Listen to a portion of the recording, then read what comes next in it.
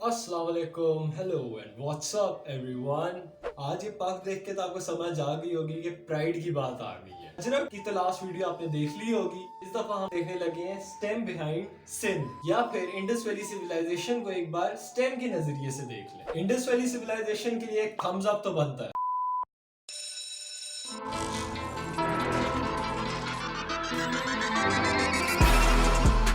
Welcome to my channel. मेरा नाम जैन है, या सिंधी में अगर मैं कहूँ तो मुंहिंजो नालो ज़ैन छाए। अगर आप इस चैनल पे नए हैं तो मैं चाहूंगा कि आप इस चैनल को सब्सक्राइब कर लें और साथ साथ बेल आइकन पे क्लिक कर दें।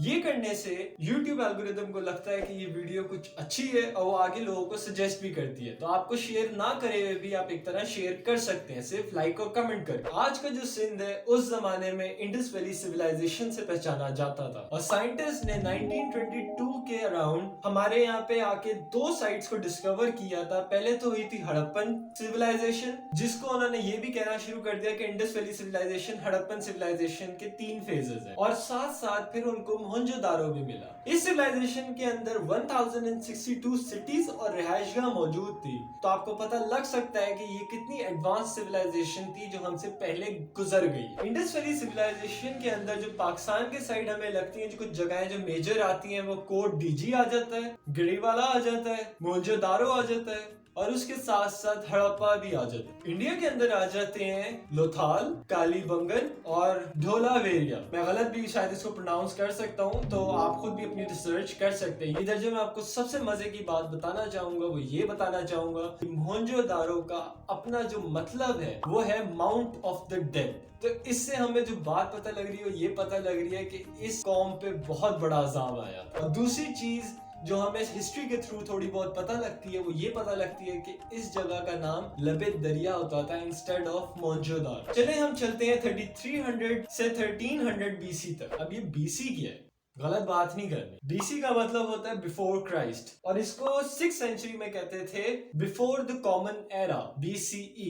अब मैं आगे जब भी बीसीई कहूंगा तो आपको पता होना चाहिए बिफोर द कॉमन एरा यानी कि बिफोर क्राइस्ट की बात हो, और जहां मैं सीई कहूंगा वो कॉमन एरा है, जिसको हम ये भी कह सकते हैं after the death of Christ. लेकिन अब आप ये सोच रहे होंगे इतने साल पहले जाके स्टेम कहां से आया, स्टेम की बात हम क्यों कर रहे हैं। तो चले हम शुरू करते हैं साइंस से। साइंस की बात हो रही है तो मैं यहाँ आपको बताता चलूं कि जो हमने कॉपर से चीजें बनानी शुरू की हैं, या टिन से या फिर ब्रॉन्ज से, वो सब कुछ हमें इसी सिविलाइजेशन से मिला है। यही वो इतने मॉडर्न लोग थे जिनको पता था कि लोहे को किस तरह मोल्ड करना है, किस तरीके से मोल्ड करना है और किस तरह मटेरियल्स को मिक्स करना है। तो ये जो लोहे की सारी स्टडी थी या कॉपर की स्टडी कह सकते हैं, वो इधर से शुरू हुई। आपको पता है अलॉय बेसिकली है क्या? ये दो मटेरियल या नॉन मटेरियल को मिला के बनाया जाता है। तो जो आप अलॉय रिम्स की बात करते हैं बेसिकली एल्यूमिनियम और निकल को मिला के बना जाता है। अगर हम टेक्नोलॉजी की बात करें तो इधर हम देख सकते हैं कि उनके जो वेट या फिर स्केलिंग डिवाइसेस थी इतनी ज्यादा एक्यूरेट थी और इतनी ज्यादा ऑन द स्पॉट थी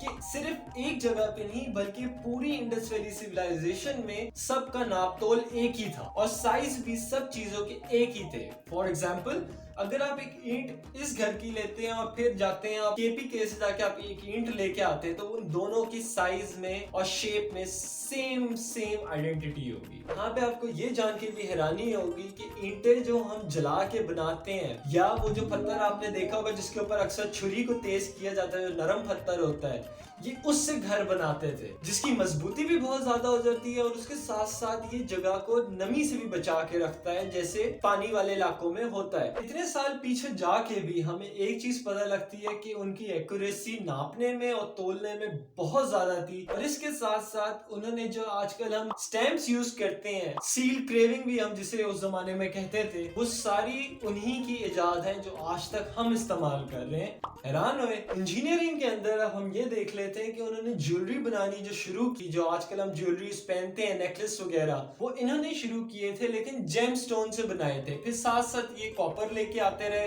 और अदर मटेरियल इन्होंने इंक्लूड कर दी। इंजीनियरिंग के अंदर और बात भी आपको यहाँ बताता चलूं, एडवांस इंजीनियरिंग थी इनके पास, अर्बन प्लानिंग थी, बाथरूम और सीवरेज के पूरे सिस्टम थे। उनके पास इतनी भी नॉलेज थी कि उन्होंने अपने सैनिटाइजेशन सिस्टम जो थे वो बहुत ही हाई क्लास बनाए हुए थे। वेल से एक तरफ से पानी निकलता था और वो कवर्ड ड्रेन्स के अंदर होता हुआ घरों से वापस बाहर निकल जाता एज अ वेस्ट। ये भी मेन रोड से होता हुआ जाता था एक नाले के अंदर, ये नहीं कि ये ओपन हर जगह फैला हुआ है। बहुत एडवांस सिविलाइजेशन है, मतलब आज भी हम जो ये नाले और सारी चीजें इस्तेमाल कर रहे हैं सैनिटाइजेशन, वो कॉन्सेप्ट इधर से ही आया है। मैथ्स के अंदर अब मैं आपको क्या ही बताऊं, इन्होंने जितनी कैलकुलेशन की है अपने वेट को और साइजेस को एक तरह का रखने के लिए पूरी जगह में, वो आज तक मैंने कहीं नहीं देखी। लेकिन इधर एक यूनिफॉर्म स्टैंडर्ड था। मैथ्स के अंदर हमें आपको ये भी बताता चलूं, ये ट्रेडिंग हब भी होता था। जैसे मैंने आपको अजरक की वीडियो के अंदर बताया कि जो इंडिगो प्लांट है वो एक तरह सिंध में बहुत पाया जाता था और ये ट्रेड का एक मेन रीजन होता था। ये मैं नहीं कह रहा, ये आपको एक इंडियन मूवी है उधर से भी आप ये चीज देख सकते हैं। मूवी से याद आया, वो टॉयलेट वाली बात भी जो है ना, वो मैंने मूवी में देखी थी, तो मुझे नहीं लगता कि वो समझ गए होंगे। अब आप इधर सोच रहे होंगे कि इस कौम को